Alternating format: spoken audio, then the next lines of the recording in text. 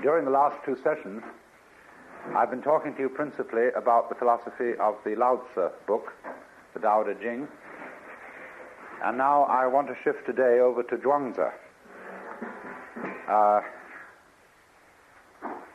This Zhuangzi, so far as we know, lived about 300 BC, maybe a little earlier than that. And he is a very, very remarkable person because the Zhuangzi book, he's also, more exactly, his name is Zhuangzhu.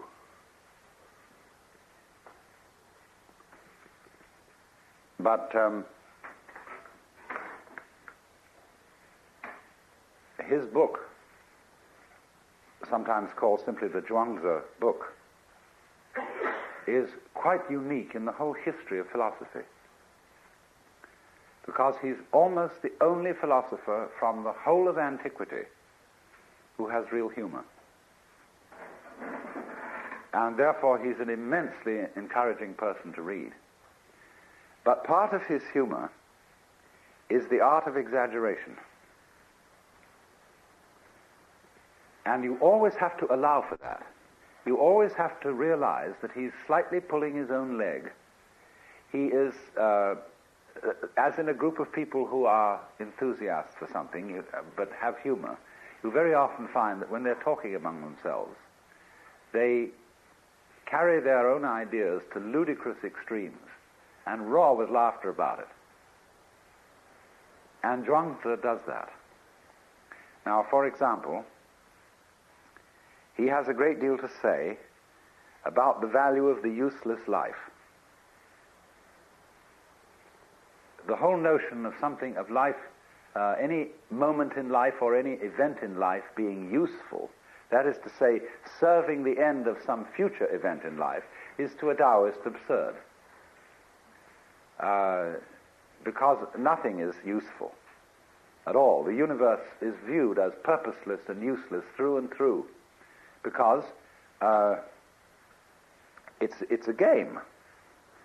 More than that, game doesn't really convey the sense of this.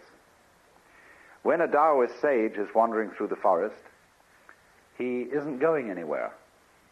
He's just wandering. When he watches the clouds, he loves them because they have no special destination.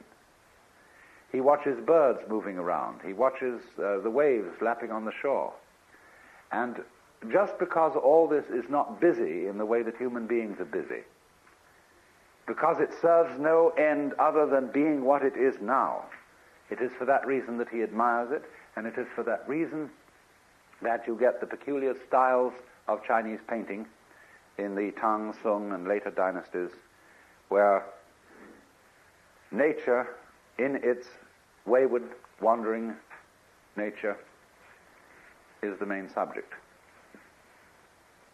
When we say that something is without purpose, that's a put-down phrase. We say, well, it's no future in it. But what's the use? No, we say, what's the use? And we need very much to realize that that question reflects our insanity. What's the future in it? What's the use? The joy for the Taoist is that things have no use, and the future is not important. Now you can exaggerate this, and Zhuangzi does in a very humorous way, by describing the ideal useless man. He's a hunchback, and he's so deformed that his chin rests on his navel, and so on. And but he says, now this man is very admirable. He's found the secret of life, because when the social service workers come around, he's the first to get a free handout. And when the military officers come around to conscript people for the army, he's the first to be rejected. Therefore, he lives long. And he also describes a case of some travelers came across an enormous tree. Fantastic thing. And they said, never did anyone see such a tree. So they went up and looked at it, and first they tested the leaves and found that they were rough and disagreeable and no good to eat. Then they looked at the branches and found that they were all twisted and absolutely no good for using as sticks. Then they examined the wood and found it was full of pith and absolutely useless for a carpenter. So nobody had disturbed this tree. It was not used for cutting down or any purpose whatsoever. And so it grew to an enormous size and was of great age.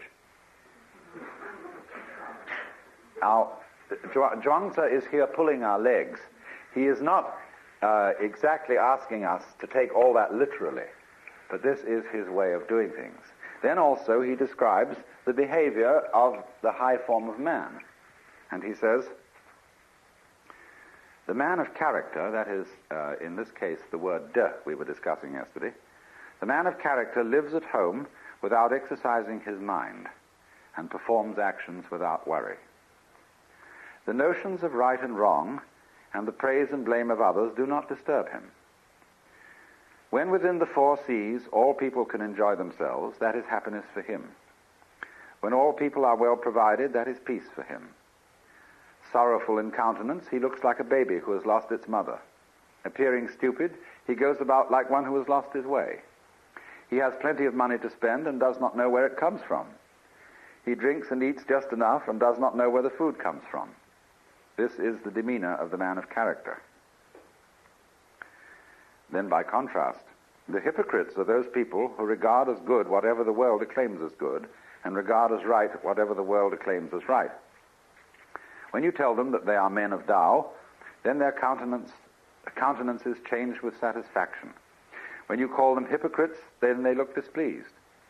All their lives they call themselves men of Tao, and all their lives they remain hypocrites. They know how to give a good speech and tell appropriate anecdotes in order to attract the crowd. But from the very beginning to the very end, they do not know what it's all about. They put on the proper garb and dress in the proper colors and put on a decorous appearance in order to make themselves popular, but refuse to admit that they're hypocrites. So on. But this explanation of the man who is stupid in countenance and appearance and is wandering about as if he had lost his way and doesn't know anything, of course, is based on the text in Lao Tzu where he says, the people of the world are merrymaking as if partaking of the sacrificial feasts, as if mounting the terrace in spring. I alone am mild, like one unemployed, like a newborn babe that cannot yet smile, unattached like one without a home. The people of the world have enough and to spare, but I am like one left out. My heart must be that of a fool, being muddled, nebulous. The vulgar are knowing, luminous. I alone am dull, confused. The vulgar are clever, self-assured. I alone depressed, patient as the sea, adrift, seemingly aimless. The people of the world all have a purpose. I alone appear stubborn and uncouth. I alone differ from the other people and value drawing sustenance from the mother. Capital M, that's Mother Nature.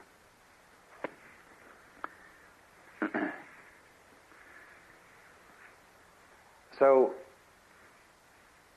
there is about, you see, the character of the Taoist sage as depicted by Zhuangzi, something of the fool.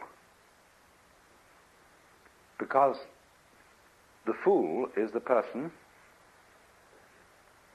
who doesn't know enough to come in out of the rain, who doesn't compete.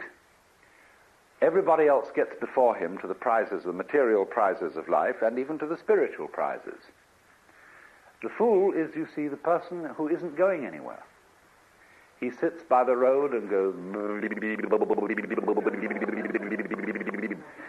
The fool is like a Mongolian idiot child who isn't interested in survival, who will take a plate of food and run his finger round in it and make a wonderful slosh with the stew, and then watch it drip from the tip of his finger. He won't eat for quite a while, and then he'll play with it in all sorts of ways. Then his attention will be distracted by something else, and he'll chase after that, you see. But so long as you don't cross him, This is the case of the Mongolian idiot. He remains the most wonderfully friendly, swinging kind of a cat. But he has no ambition. He doesn't fight for himself. And nobody can ever get him to. So the fool has always been used as a kind of analog of the sage. There's a Hindu verse which says, sometimes naked, sometimes mad, now as a scholar, now as a fool, thus they appear on earth, the free men. And if you read the biographies of the early life of Sri Ramakrishna or Sri Ramana Maharshi, they are absolutely wild. Now, not all of this, you see, again, just as in reading Zhuangzi, you mustn't take it too literally. These things are said by way of a kind of overstress to correct another kind of overstress in the opposite direction. When a Japanese scholar many years ago explained the teaching of Buddhism to me, he said something I had never heard anybody else say, that the Buddha taught, for example, that life is suffering in order to correct the wrong view that it ought to be pleasure. He said that everything is impermanent in order to correct the wrong view that reality lasts forever in time. So the idea of the middle way is set up in this fashion by going to one extreme in order to correct another. This is a very common Asian technique, and it is found especially in Zen, where teachers, when they are asked about something sacred, will always answer in terms of something secular. What is the Buddha? The tree in the garden. Then when you ask about something secular, they answer in terms of something sacred. You see? As there's a master and his student working in the field, and they are using a knife to prune, and the student suddenly says to the master, "Give me the knife." And he gives it to him point first. And so he says, "But please let me have the other end." The teacher says, "What would you do with the other end?" You see, the question immediately turns into a kind of a metaphysical thing.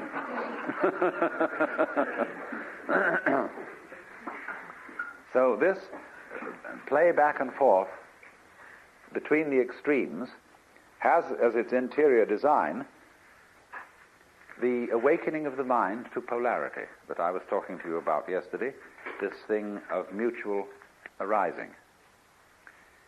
Zhuangzi tells a story about this.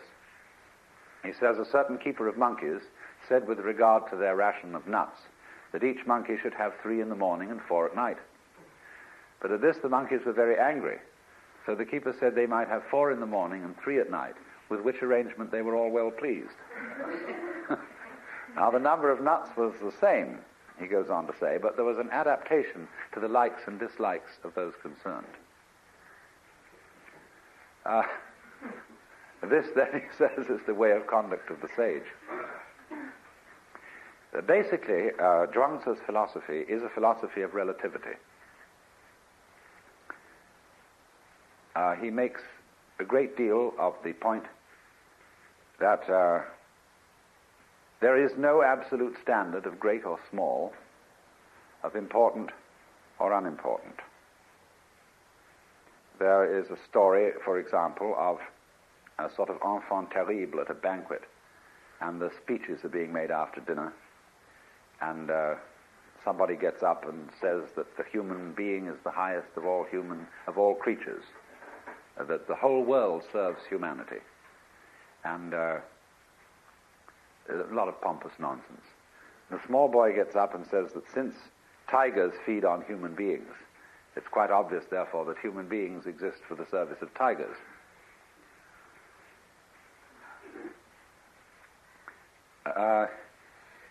For Zhuangzi, you must get the point of view that small things are as big things can be, and big things are as small things can be. Everything can be looked at as great or small, important and unimportant, and all the steps between. Because his conception of the world is essentially cyclic. in his idea of the circle, and Taoist and Zen teachers have a whole method of teaching by circles and drawing circles. The center of a circle is any point on the circumference. You can begin anywhere. There's a koan in Zen Buddhism which asks the question, Indra built the seamless tower. Where did he start? Now, a seamless tower is like a sleeve with no seam on it. It's a continuous cylinder of cloth. So the continuous cylindrical tower is the seamless tower. Where do you start? Life. The interdependence of the bees and the flowers. The interdependence of long and short, you see. It's all circular. And so there is nowhere and there is everywhere that it can begin. In the same way, when he discusses the organs of the body, he makes a catalogue of all these organs and says, now, which do you prefer?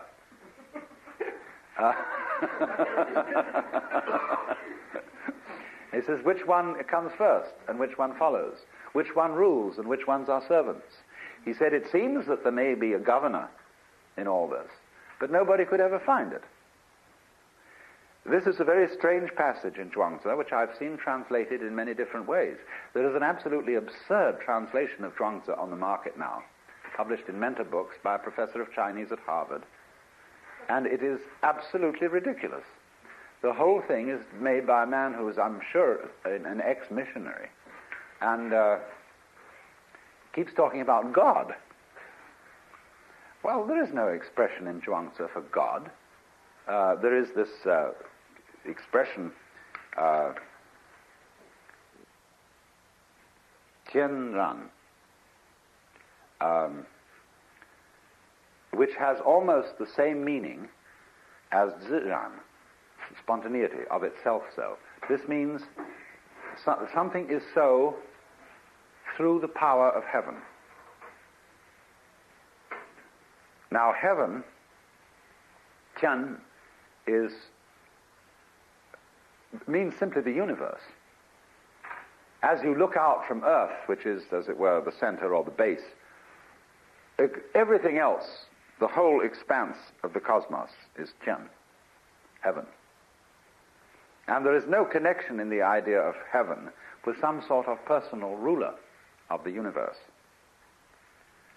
So the notion of God, you see, as we understand it, is really very foreign indeed to Taoist thought. And when you see somebody translating this as God, it gives a very wrong impression of this teaching. For example, there is a passage in which Shun asked Zheng, saying, can one get the Tao so as to have it for one's own? And the sage answers, your body is not your own. It is the delegated image of Tian. And, missionaries translate God, because they've read in the Bible, man is made in the image of God. Your life is not your own. It is the delegated adaptability of heaven. Your of heaven. Your offspring are not your own. They are the delegated seeds of heaven. You move, you know not how. You are at rest, you know not why. These are the operations of the ways of Tao. So how could you get Tao so as to have it for your own? Similarly, there's a passage which says, when a drunk man falls out of a cart, though he may suffer, he does not die. Because his spirit is in a condition of security, he does not suffer from contact with objective existences.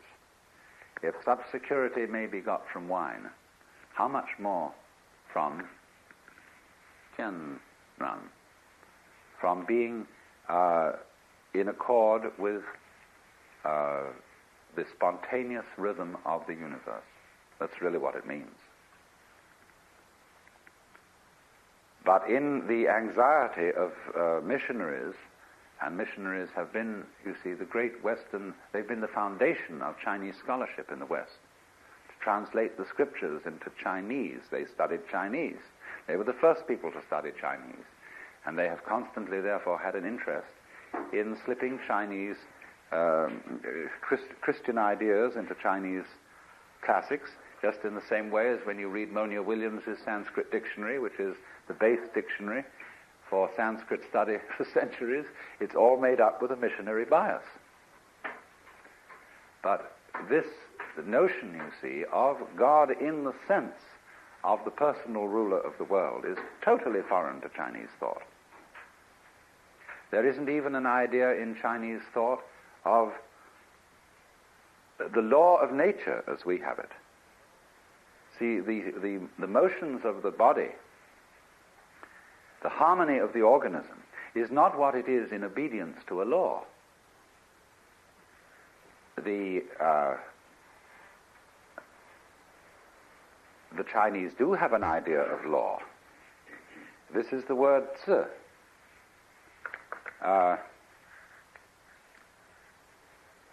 This is an interesting character, nowadays written this way.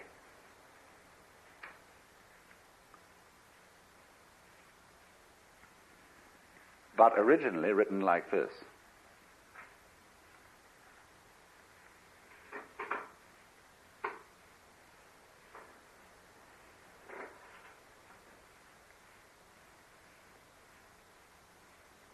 This is zi. This is a drawing of a sacrificial iron cauldron with a knife beside it. And it comes from a time when the laws were inscribed on the sacrificial cauldrons, so that when people came to offer their sacrifices, they would read the laws. Certain sages objected to this and said that if the people know what the laws are in the fixed terms of writing, they will develop a litigious spirit. That is to say, they'll start haggling about what it really says. And as you know, that is the principal occupation of lawyers. And they said that the thing is that you mustn't write it down like that. And so the Tao is described as wuzi. We would translate literally lawless. But it means, of course, transcending this kind of law, which is specific law. Positive law, I think, is the correct legal term. So there is no notion in the Taoist philosophy, or one might almost say in Chinese philosophy as a whole, for this certainly includes Confucianism, no notion whatsoever of the world as responding to a boss. So the body, in other words, does not have in it a ruling organ. Its order is the consequence of, or the operation of, every part of it existing together simultaneously, arising mutually. There's no governor. Now, the difficulty, you see, in Zhuangzi's philosophy, the difficulty with human beings is they begin to think in terms of governing and ruling. And they set out to dominate themselves and their surroundings. And invariably this leads to a mess. He tells the story of an ancient man by the name of Polo. Polo was a great horse trainer. This is where we get the word polo from. But he said Polo absolutely ruined the nature of horses. Horses were nice, charming creatures like Dean Swift's Houyhnhnms before Polo interfered and ruined their nature. Then he says in other places, a good carpenter doesn't need a square or a compass. He works without it. And this is fantastically true of Japanese carpenters. You should see, one of the fascinating things in going to Japan is these old-style carpenters working from the roughest architectural plans you could imagine, and with the strangest instruments. But they have an uncanny knack of fitting things by feel and by eye. A great story is told of ceremonial raising of the ridgepole of a new temple. And it was being done by a certain guild of carpenters, and there was a rival guild in town which had not got the contract. And they were very sore about it. So during the night, one of the members of the rival guild came, and he chopped off 6 feet or so of the ridgepole. And so when the master craftsman came in the morning and all the priests had arrived for the ceremony of raising the roof beam, he looked at it and said, "Somebody has interfered with this. It must be our enemy guild. They've cut off 6 feet of the roof beam." Anyway, he said, "Never mind, I will put it right." And he took his hammer and ceremonially struck the beam, then said, "Raise it." And it was raised, and it fitted exactly.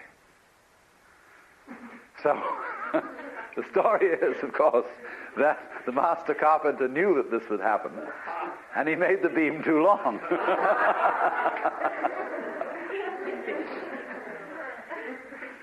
Those sort of stories are always associated with the art of carpentry.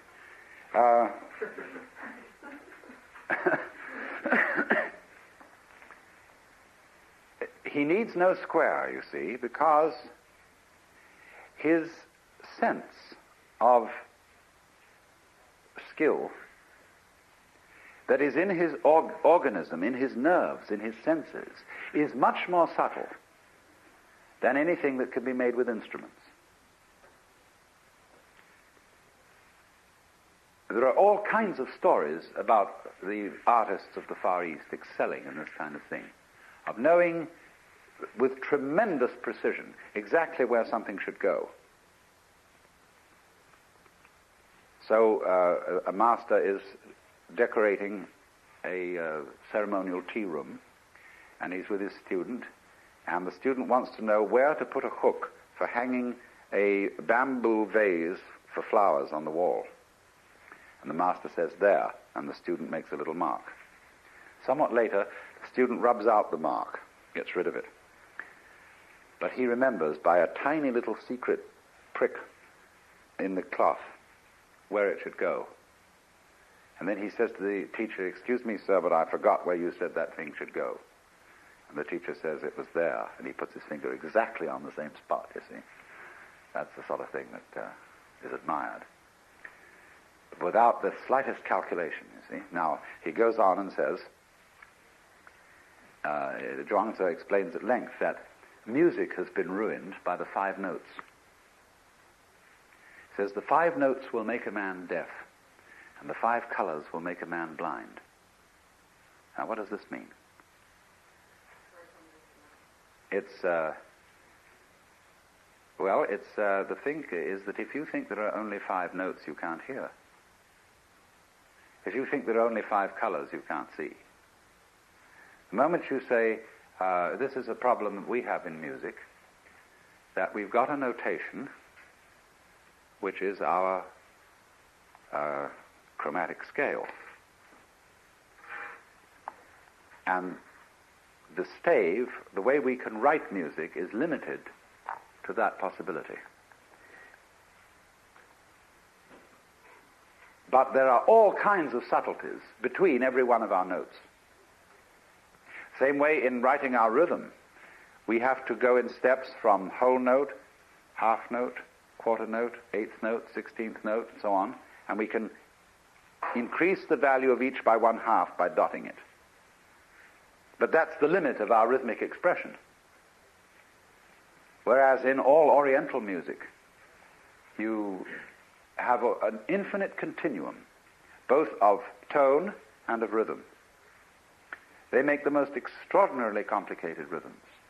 And the way you learn music is not from notation, not from measures, but from the living body of your teacher demonstrating the ways of playing instruments.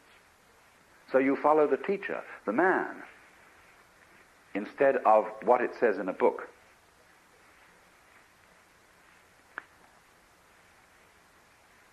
So the whole principle then is one of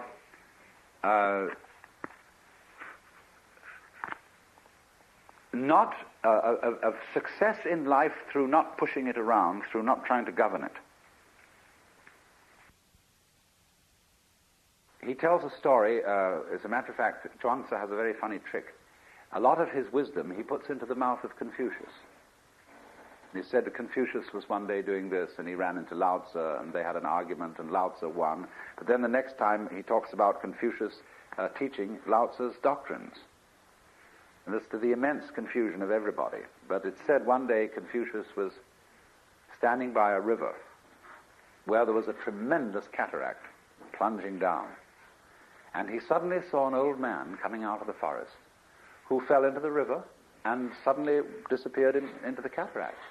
And he said, "Oh dear, too bad, probably some old fellow tired of life who wanted to put an end to it all." The next moment, way downstream, the old man gets out of the water and starts bouncing along. And Confucius is amazed, and he sends one of his disciples to catch this fellow before he disappears. He said, "Sir, I was thinking that you were going to commit suicide, and I suddenly find that you came out of that cataract alive. Do you have some special method by which you do this?" "No, I have no special method," said the old man. "I just go in with the whirl and come out with the swirl. Because I don't resist the water, I entirely identify myself with water." So you see, here he is, utterly relaxed, just rolling around in the torrent and not resisting in any way. And so he is preserved. He goes with the stream, rolls with the punch, or whatever you want to call it. Again, of course, there is exaggeration in a story of this kind, just as there's exaggeration in the story of the hunchback and the tree and so on. Because true wu-wei, or letting go, non-interference, it doesn't mean, for example, flabbiness. A lot of people, when they think they're relaxing, merely become flabby. And if that is so, the perfectly relaxed person would slowly become jello and would spread out on the floor and finally drip through into the basement.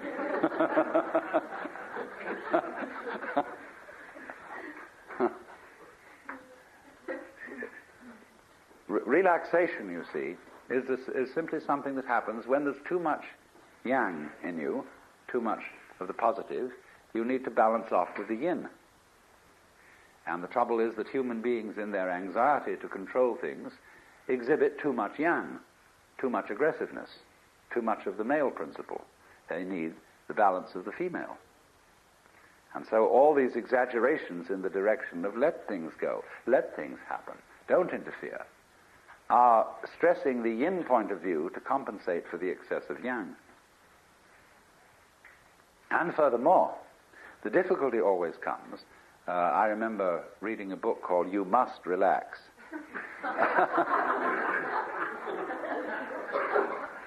The difficulty always arises when one feels I must relax, I've got to let go, and let things happen.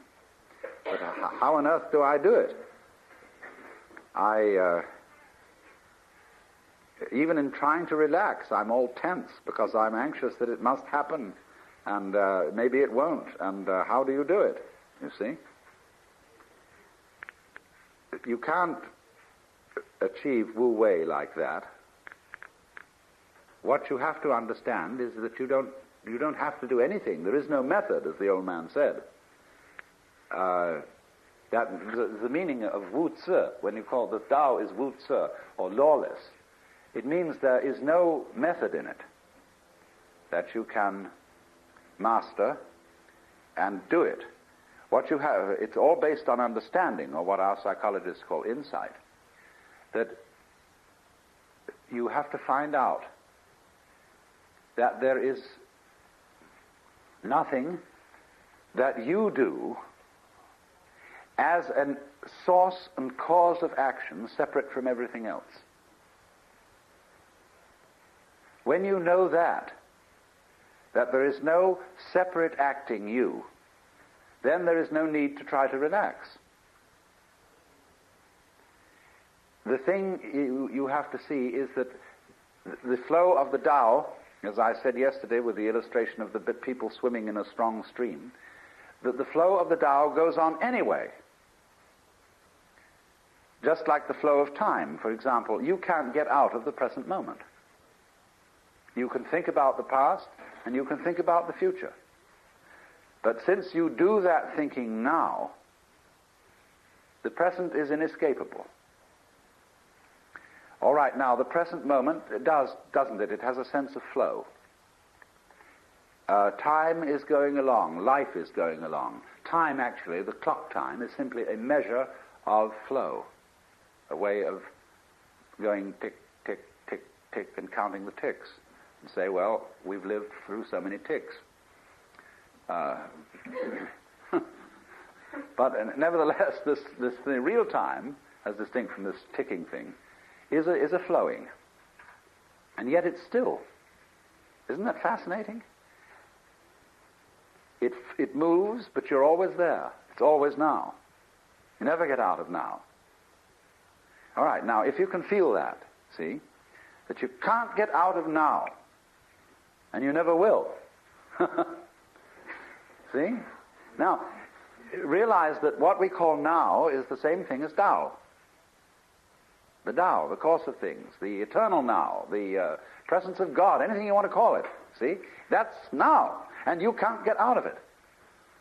So there's no need to get with it, because you can't get out. See? That's beautiful. You just relax, and you're there. So that's the principle of flowing. You can make all kinds of very clever ways of postponing finding this out. It's terribly simple. But you can say, well, this is a very spiritual matter, and I'm an unevolved person, and it'll take me a great deal of time to realize this in a more than an intellectual way. That's an excuse for playing your own game and not finding this out. There are all sorts of elaborate ways of doing that, and you can put it off by indulging in the most complicated systems of spiritual culture and yoga and so on and so forth. And that's all right. I have no objection to your putting it off if that's what you want to do. But actually, it's always here and now. Just as you can't get away from now, you can't get out of the Tao. That's the humor of the whole thing. And that's why Zhuangzi has his beautiful light touch. He says, the heron is white without a daily bath. The crow is black without being painted in ink. And this is the same saying, you know, as in Zen. In the spring landscape, there is nothing superior, nothing inferior. Flowering branches grow naturally, some short, some long. Or they say a long thing is the long body of Buddha. A short thing is the short body of Buddha. There are, therefore, you see, blondes and brunettes, fat people and skinny people, tall people and short people, cultured people and vulgar people. Even the Christian hymn says, the rich man in his castle, the poor man at his gate. God made them high and lowly and ordered their estate. You know, we don't sing that now because we've got too much social conscience.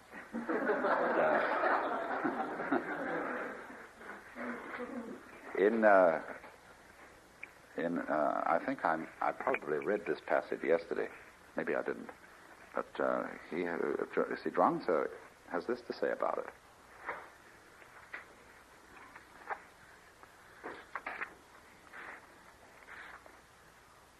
Those who say that they would have right without its correlate wrong, or good government without its correlate misrule, do not apprehend the great principles of the universe nor the nature of all creation. One might as well talk of the existence of heaven without that of earth, or of the negative principle, yin, without the positive, yang, which is clearly impossible. Yet people keep on discussing it without stop. Such people must be either fools or knaves. Of course, one could always reply to Zhuangzi that there have to be fools and knaves so that we can recognize the existence of sages.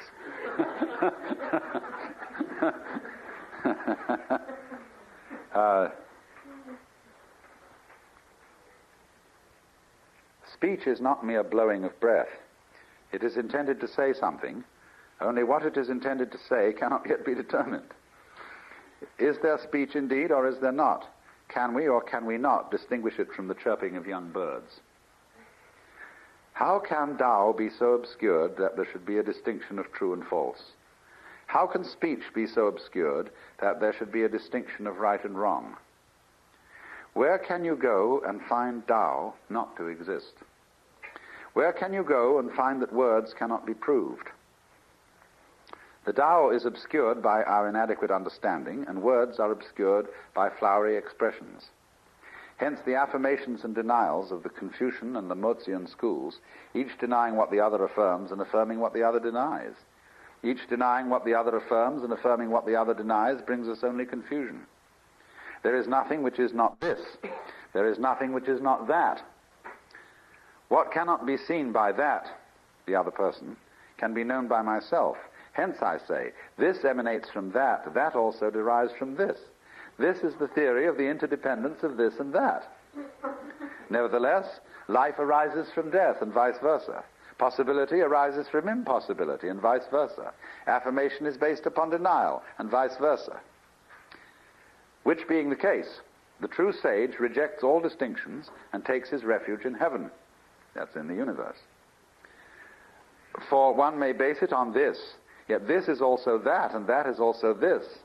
This also has its right and wrong, and that has its right and wrong.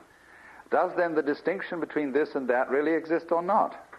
When this, the subjective, and that, the objective, are both without their correlates, that is the very axis of Tao. And when that axis passes through the center at which all infinities converge, affirmations and denials alike blend into the infinite one. Hence it is said that there is nothing like using the light. See, the axis of the opposites is the perception of their polarity. The difference between them is explicit, but the unity of them is implicit. The difference, the explicit difference between two ends of a stick, but the implicit unity that they are ends of the same stick, you see? So that's the axis. The axis of Tao is the, you might call it the secret conspiracy that it lies between all poles and all opposites, which is implicit, esoteric, or whatever you want to call it, that they're fundamentally one. So that unity, whether it's between you and the universe, or whatever polarity you want to take, is not something that has to be brought into being.